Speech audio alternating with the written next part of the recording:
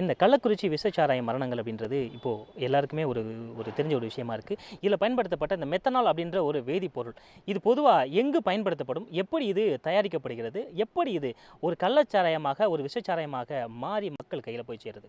எத்தனால்ங்கிறது இந்த நம்ம குடிக்கிற மது அதில் இருக்கிற பொருள் எத்தனால். பொதுவாக அதை பிளெண்ட் பண்ணி ஃப்ளேவர் பண்ணி அதை வேறு வேறு பிராண்டில் விற்பாங்க.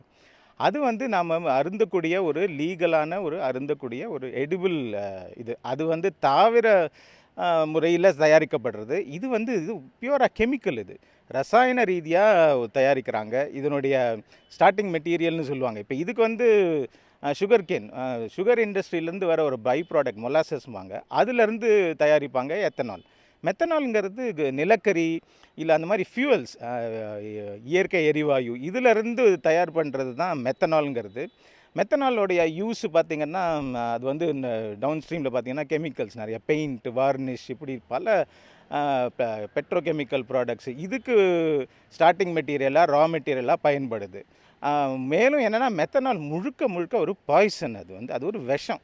ரொம்ப ரொம்ப குறைவான அளவில் அதை அருந்தினீங்கன்னா உங்களுடைய கண்ணு போயிடும், இறப்பு நிச்சயம், அப்படிங்கிற அளவுக்கு அது ஒரு பாய்சன். இது வந்து ரசாயனம். இது வந்து தாவரவியல்னால் தயாரிக்கப்பட்ட ஒரு அருந்தக்கூடிய ஒரு கன்சியூம் பண்ணக்கூடிய ஒரு பொருள். இது ரொம்ப முற்றிலும் வித்தியாசமானது இந்த ரெண்டுமே. எத்தனால் அப்படின்றது கரும்புலேருந்து வரக்கூடிய ஒரு பொருள்லேருந்து தயாரிக்கிறாங்க. மெத்தனால் அப்படின்றது பியூராக லேபில் தயாரிக்கக்கூடிய ஒரு கெமிக்கல், ஒரு வேதிப்பொருள். எப்படி இது ஒரு ஒரு குடிக்கக்கூடிய ஒரு பொருளாக மக்கள் கையில் போய் சேருது? அதாவது எத்தனால் ப்ரொடியூஸ் பண்ணுற ப்ராசஸ், சுகர் கேன்லேருந்து ப்ராசஸ்லையும் கொஞ்சம் மெத்தனால் ப்ரொடியூஸ் ஆகும்.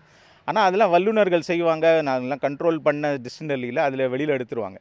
இங்கேயுமே வந்து கிராமப்புறங்களில் இந்த காய்ச்சிற சாராயம் அது ஒரு வாரத்துக்கு மேலே அந்த ப்ராசஸ் நடக்கும். அவங்களுமே அதை வெளியில் எடுத்ததுக்கான அந்த நாலேஜ் இருக்கும். ஆனால் ஒரு மாதிரி க்ரூடாக பண்ணுவாங்க. அதனால் சில சமயம் தவறுகள் நடந்துடும், அது மெத்தனால் சேர்ந்துடும், இதனால் பாதிப்புகள் ஏற்படும்.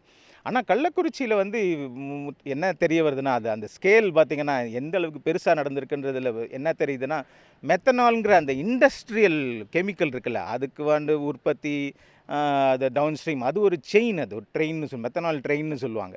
அதுலேருந்து பில்ஃபரேஜ், அதாவது திருடி வந்து மெத்தனாலை டைல்யூட் பண்ணி விற்று அதுலேருந்து ஏதாவது ஒரு கிக்கு கிடைக்குமா அப்படிங்கிற ஒரு இதில் நடந்திருக்கு. அது மூலமாக தான் இங்கே நடந்திருக்குன்னு சொல்லலாம்.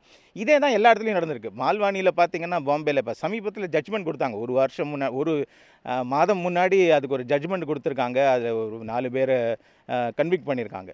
அங்கேயுமே என்ன நிரூபணம் ஆயிருக்குன்னா, குஜராத்தில் இங்கே எப்படி ஆந்திராவிலேருந்து வந்த மெத்தனாலை இங்கே டைவர்ட் பண்ணி திருட்டு இங்கே வந்து திருடு போய் இங்கே வந்திருக்குன்னு சொல்கிறாங்களோ, அதே மாதிரி அங்கேயும் குஜராத் நிறைய தொழிற்சாலைகள் நிறைந்த பகுதி, வாப்பின்ற இடத்துலேருந்து ஒரு 3 ட்ரம் அந்த மெத்தனால் டிஸ்ட்ரிபியூட்டர் எடுத்து இங்கே ஸ்லம்முக்கு கொடுத்துருக்காரு. அவங்க சரியாக அதை டைல்யூட் பண்ணாமல் மக்களுக்கு கொடுத்து அது அவ்வளோ பேர் இறந்து போயிட்டாங்க. ஸோ இண்டஸ்ட்ரியிலேருந்து டைவர்ட் பண்ணி, அதாவது ஒரு ஒரு ராக்கெட், அதாவது பில்ஃபரேஜ் ராக்கெட்டுவாங்க, அதாவது மெத்தனால் திருடி விற்கிற ஒரு ராக்கெட் இருக்குது. அதனால தான் இந்த மாதிரி பிரச்சனைகள் வருதுன்னு சொல்கிறாங்க. இந்த சமூக ஊடகங்களின் தாக்கத்தினால மெத்தனால் இறப்பு இதுதான் முதல் முறை அப்படின்றது போல பேசப்படுகிறது, பல்வேறு இடங்களில் விவாதிக்கப்படுகிறது.